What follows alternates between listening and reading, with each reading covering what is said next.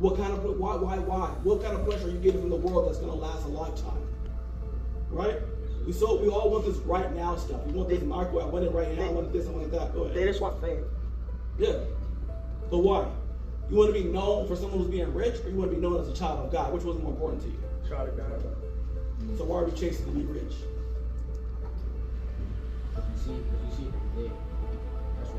We see homosexuals every day. Are you chasing to be homosexual? We see people murdering people every day. Are you chasing to be a serial killer? Let's not pick and choose what sin we want to chase after because it looks good. Feel me? Alright, so go to the next verse. He wants to read 21 and 22.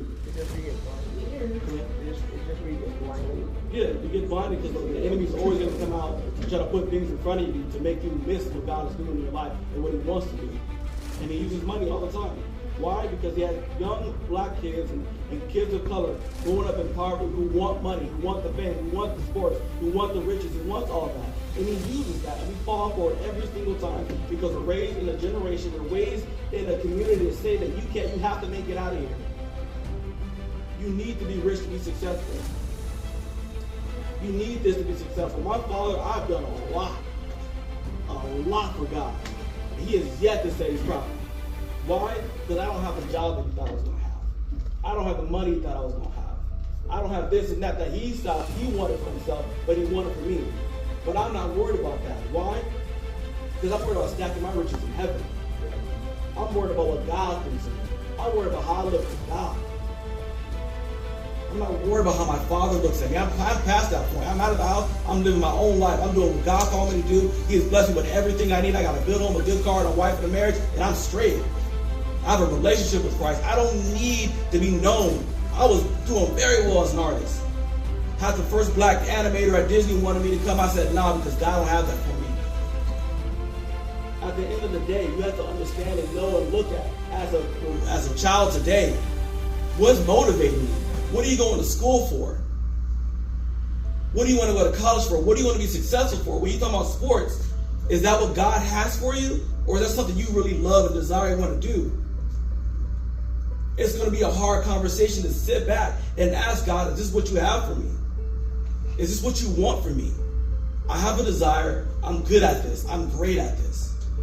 But just because you have passion for something doesn't mean that's part of your purpose. I have a passion to sing. Can't sing a lick. I can sing a mess out of a song, but I sound horrible.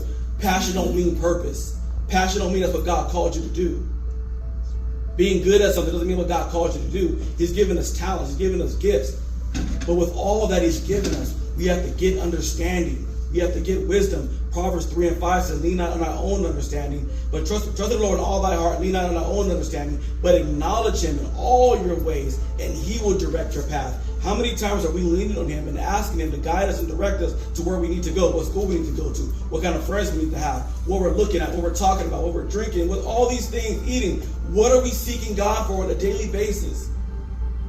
Or are we just going off of what we're good at? Or we're going off what looks good or what feels good? I'm trying to down you guys, but I just want you guys to see. I just want you to look and really look at your lives and seeing what you're doing, seeing the path that you're going down. If I didn't love you, I wouldn't say nothing. I wouldn't even care. I wouldn't even come up here. But I'm up here because God told me to come up here. I'm up here teaching because God told me to. Why? Because it's easier for me to be seen in the sanctuary. It's easier to get the praise and people putting me on stage and all that. But no, God said, I need you here. Why? Because y'all need this. Because there's a call and a purpose on each and every one of y'all lives. And you need to get it now. Because the world's not getting easier. People in the world are not going to tell you about God. People in the world are not going to tell you about Jesus. You ask somebody, one of your teachers, hey, what job should I take? Which one pays more? Doesn't matter if you're happy or not. But doesn't joy mean something? Isn't something joy promised us, that God promised us? So why are we willing to sacrifice what God has given us to chase after money? To be in a career we're not happy